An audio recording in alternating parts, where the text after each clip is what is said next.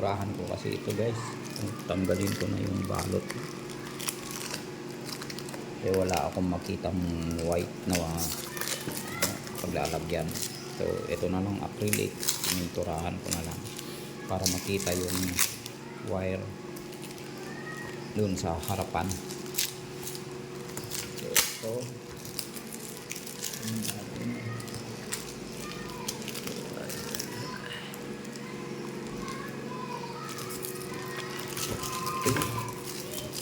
so yan ang itsura niya pag natanggal na yung plastic. Tapos may mga portion na walang pintura, so okay na yan. Ang importante lang naman is makita yung hindi makita yung mga wire dito sa likod, para yung wire lang dito ang nakikita sa harap.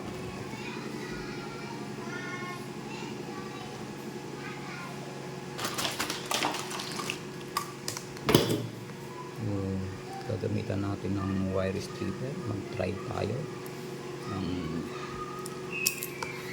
isa muna, trial and error, kasi first time lang naman itong gagawin guys. Hindi pa ako nakagawa ng ganito dati. So yun, sasalpak. Hindi na kailangan hinangin siguro ito, gaganon na lang para madali nating baguhin kung sakali. Yan. Yun. So okay naman siya so far. Okay, trial and error kasi first time gagawin. So ilak natin yung magkabilang gilid. So okay naman, hindi naman siya nahatak. So try natin ulit yung isa. Kailangan pala mas mahaba yung pagkaka-strip sa kabila para mag-lock siya. Tapos ganun i-upi lang, i-bend sa dulo. Ano ba sa Tagalog mo? Anong i-bend? Ayan to. So yan, i-lock natin. Mayroon kasi siyang lock dito, may latch. So ito ang ating finished product. So para ano, pang connect, para hindi na natin mag-screw katulad ng sinabi ko nung nakaraan guys. Tapos yung dito naman pwede siyang idudugtong yung iba, ganun. Yan, iba. Ito pwede rin naman parang ganito rin, pero sa tingin ko mas maganda ito. So yun, gagawa muna tayo ng marami.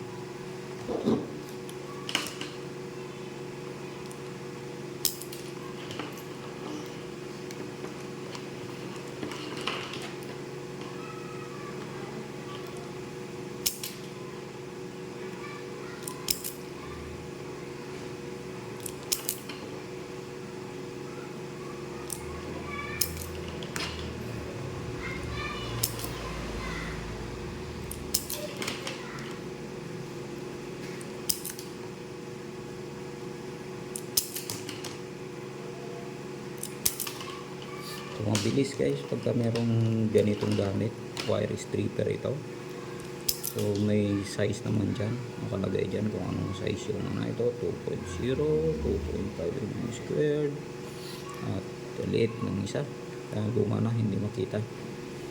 So ano na lang, pag matagal mo nang ginagamit ito, alam mo na kung saan isasalpak yung wire na i-strip na babalatan. So ganito lang kabilis ang magbalat ng wire. So pagka kasi dalawang plies ang ginamit natin, isang plier at isang edge cutter, ay maaari nating ma-damage yung conductor. So pagka ganito, basta tama lang yung pinaglagyan mong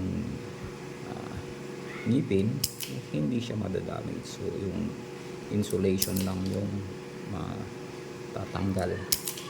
Pero pagka doon mo sa maliit nilagay, sigurado bawas ang strand ng wire mo. So yan lang guys.